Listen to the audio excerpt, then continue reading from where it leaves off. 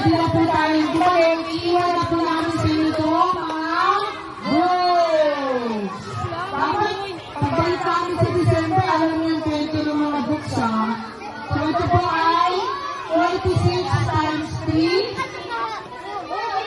Ilan nga, 46 times 3. Ito po yung number of books.